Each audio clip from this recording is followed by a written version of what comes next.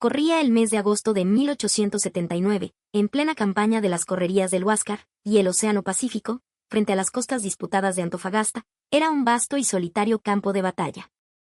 A bordo del legendario monitor de la Marina de Guerra del Perú, un joven grumete de 19 años, chalaco de pura cepa, conocido por todos como el Mocasines por su andar sigiloso y sus zapatos gastados, contemplaba la inmensidad gris del mar. José Quispe, que así se llamaba en la pila bautismal, no tenía educación técnica ni linaje de academia naval, pero poseía una astucia forjada en los muelles del Callao. Llevaba ya meses en el mar, meses de zozobra y orgullo, en los que el Huáscar se había convertido en un fantasma justiciero que atormentaba a la poderosa escuadra chilena. Habían capturado transportes, bombardeado puertos y eludido a buques que lo superaban en blindaje y artillería. Pero la amenaza era constante, una sombra de acero que siempre acechaba en el horizonte. El sonar no existía, la única alerta era el grito del vigía y las columnas de humo negro que anunciaban la presencia del enemigo. El problema principal, el que quitaba el sueño a la tripulación, no era la cobardía, sino la impotencia. Los blindados chilenos, el Cochrane o el Blanco Encalada, eran fortalezas flotantes. Sus corazas de hierro eran tan gruesas que los proyectiles de la torre giratoria del Huáscar, disparados con pericia y coraje, rebotaban en ellas como piedras contra un muro de castillo. El enemigo, más lento pero inmensamente más poderoso, simplemente avanzaba, confiado en su invulnerabilidad, girando sus pesadas torres para alinear sus cañones de mayor calibre, buscando el golpe fatal que enviara al monitor peruano al fondo del mar. En medio de esta tensa calma, mientras la brisa salada le curtía el rostro, la mirada de El Mocasines se posó sobre unos barriles apilados junto al castillo de proa. Contenían brea caliente y cebo mezclado con hollín, materiales humildes y pegajosos usados para el mantenimiento de la cubierta, para calafatear juntas y proteger la madera del implacable rigor del océano. No eran nada especial. Eran la intendencia más básica de un buque de guerra del siglo XIX. Pero en la mente inquieta del muchacho chalaco, acababa de nacer una idea. Una idea tan descabellada, tan hija de la desesperación y la picardía criolla, que, tal vez, solo tal vez, podría funcionar. Eran las 11:23 de la mañana cuando el Mocasines, con el corazón martilleándole en el pecho, se armó de valor y se dirigió hacia el puente de mando. Allí, inclinado sobre sus cartas de navegación, se encontraba el comandante Miguel Grau Seminario, un hombre cuya leyenda ya se susurraba en todos los puertos del Pacífico. El caballero de los mares, le llamaban, y con razón. Su semblante era sereno, su mirada profunda y su trato, aun en la guerra más cruenta, impregnado de una humanidad que desarmaba. Era un veterano de 1000 singladuras, un estratega consumado cuya calma era el ancla de toda la tripulación. Mi comandante, balbuceó el grumete, cuadrándose con torpeza. Con su permiso, quisiera proponerle algo. Sobre los blindados. Grau, sin levantar la vista de los mapas, respondió con una voz tranquila que no admitía familiaridades, pero tampoco destilaba arrogancia. ¿Una propuesta, grumete? Continúe. El Mocasines tragó saliva. Señor, sé que va a sonar a disparate, pero... ¿y si usamos la brea? ¿El cebo con hollín? Ahora sí, Grau levantó la vista. Sus ojos, acostumbrados a escrutar horizontes y enemigos, se fijaron en el muchacho. No había burla en ellos, sino una curiosidad atenta. A su lado, el segundo comandante, un oficial de porte rígido y bigote perfectamente recortado, arqueó una ceja con desdén. «Brea, dice usted», preguntó el segundo, con un tono que dejaba claro su parecer. «Sí, mi capitán», insistió el Mocasines, envalentonado por la atención de Grau. «Sus corazas son muy gruesas, nuestros cañones no les hacen mella. Pero nosotros somos más ágiles.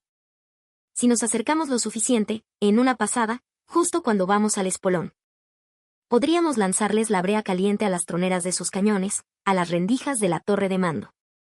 Hizo una pausa, tomando aire. «Los dejaríamos ciegos, señor. Un artillero que no ve, no puede apuntar. Un comandante que no ve, no puede gobernar el buque para esquivar nuestro espolón. Quedarían a nuestra merced». El silencio que cayó sobre el puente de mando fue tan denso como la niebla de la mañana. Los otros 3 oficiales presentes miraban a El Mocasines como si acabara de sugerir que remaran hasta Valparaíso. El segundo comandante carraspeó, a punto de reprender al insolente muchacho por hacerles perder el tiempo. Pero fue Grau quien rompió el silencio. Su voz era grave, meditativa. «Grumete Quispe. Esa es la idea más insólita que he escuchado en toda mi carrera naval. Hizo una pausa que duró una eternidad. Los blindados no se dejarían abordar tan fácilmente. El fuego de sus ametralladoras nos barrería la cubierta. Y aunque funcionase, ¿cuánta brea cree que tenemos para desperdiciar en un juego de niños? Mi comandante, replicó el Mocasines, su voz temblaba pero no flaqueaba. Tenemos 30 barriles en la bodega de proa. Y no tendríamos que esperar a que se dejen.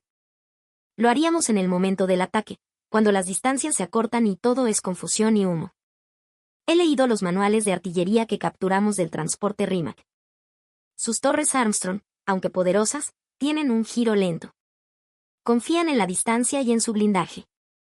Su doctrina no contempla un ataque así, tan de la calle. Grau miró fijamente a el Mocasines durante 7 segundos completos. El segundo comandante estaba lívido de indignación.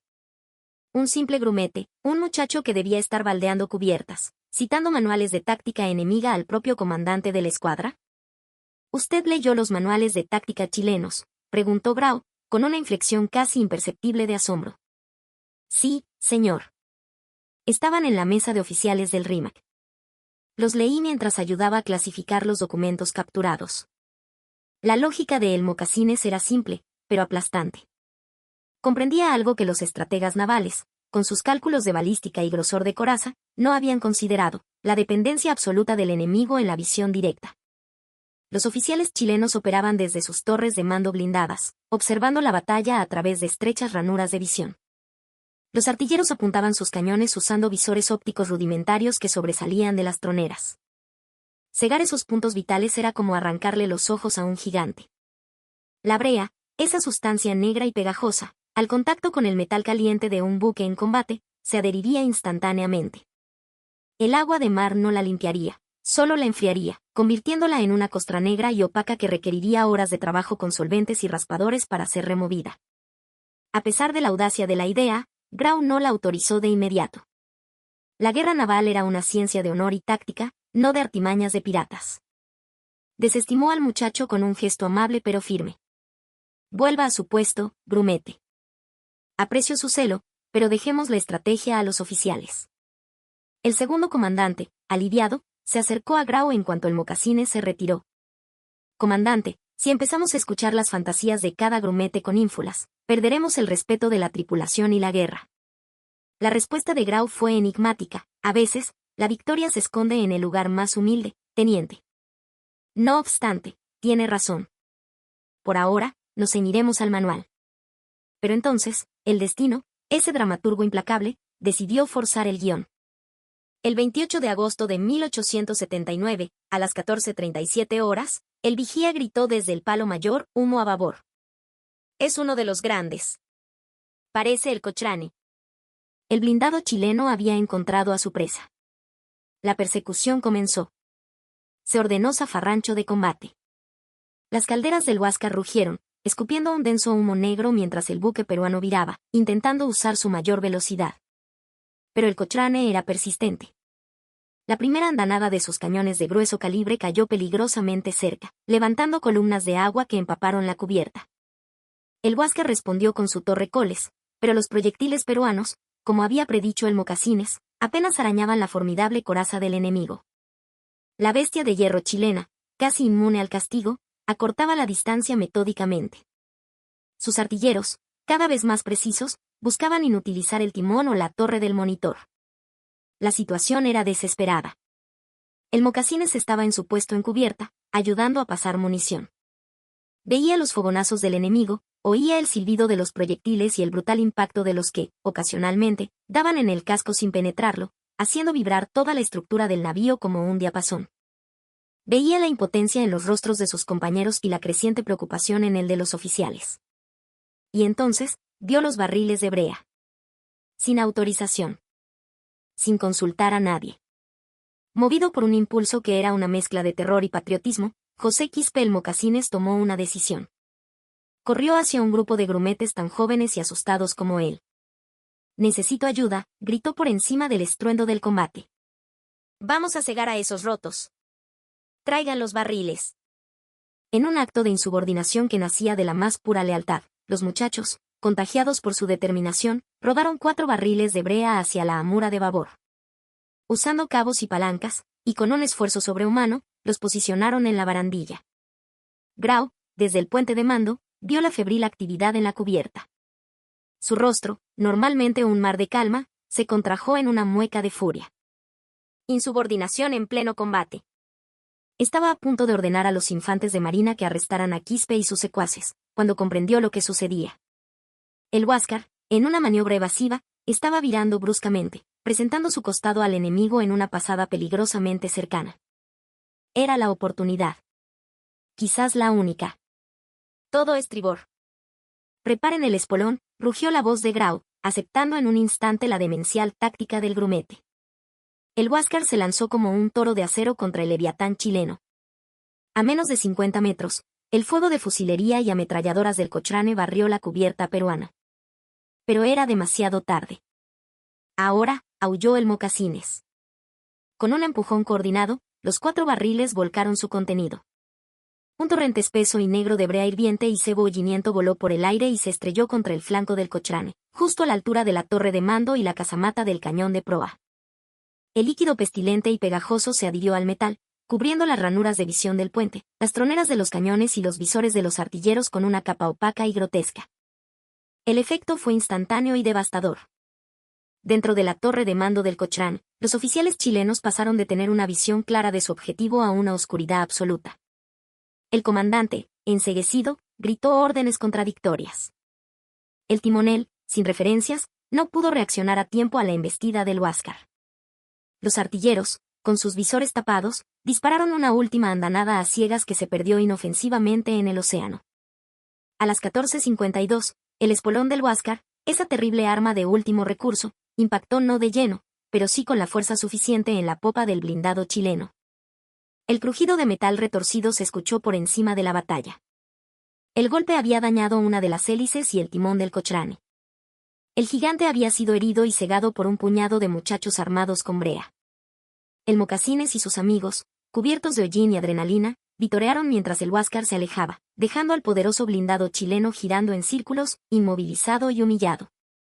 Tiempo transcurrido desde que el Mocasines volcó la brea hasta la inutilización del Cochrane, 19 minutos exactos. Grau no arrestó a el Mocasines.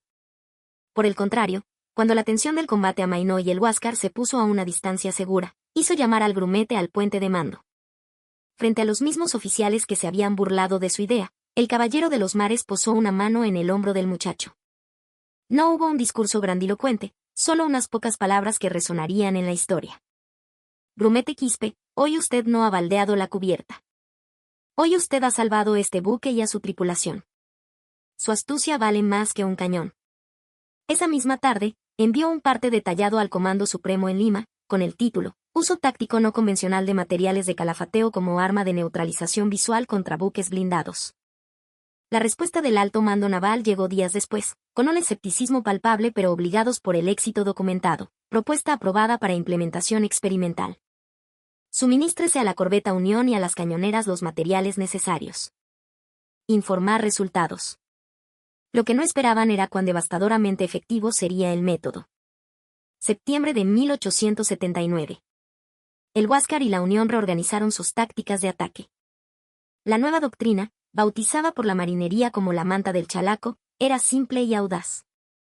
Cuando se avistaba un blindado enemigo, no se buscaba un duelo de artillería a distancia. Se provocaba la persecución, se usaba la agilidad para forzar un encuentro cercano y, en el momento crítico, se lanzaba la manta de brea para cegar al enemigo antes de atacar sus puntos débiles o simplemente escapar indemne, dejando al adversario furioso y paralizado. El ingenio criollo había nivelado el campo de juego. Una táctica nacida de la desesperación se convirtió en el arma más temida por la escuadra chilena. Primera victoria confirmada de la nueva táctica. 3 de septiembre, el blindado blanco encalada. Torre de mando cubierta de brea. Forzado a retirarse a Antofagasta para reparaciones y limpieza, dejando libre el paso a un convoy de suministros peruano.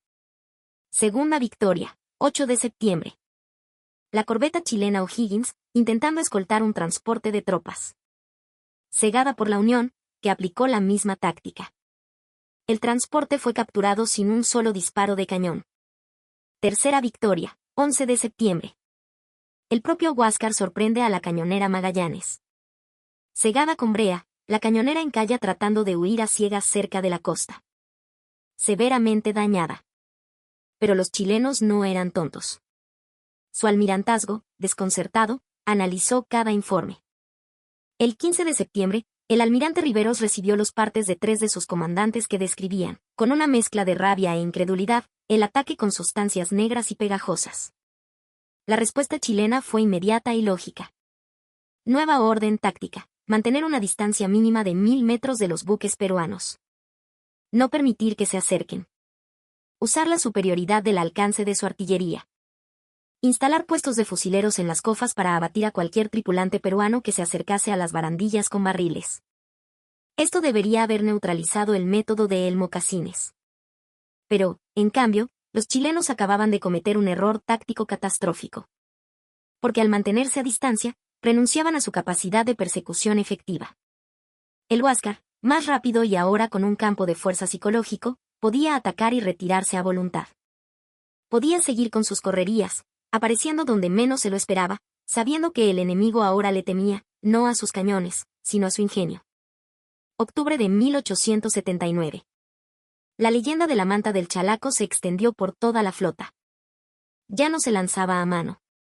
Los ingenieros del Huáscar improvisaron pequeñas catapultas y hasta modificaron un mortero para lanzar proyectiles llenos de la mezcla pegajosa. Creaban zonas de ceguera preventivas para cubrir sus retiradas.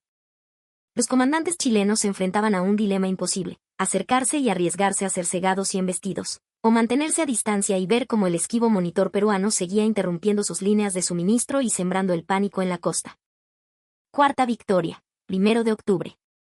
La Unión, perseguida por la corbeta Aptao, lanza varios proyectiles de brea, creando una barrera visual.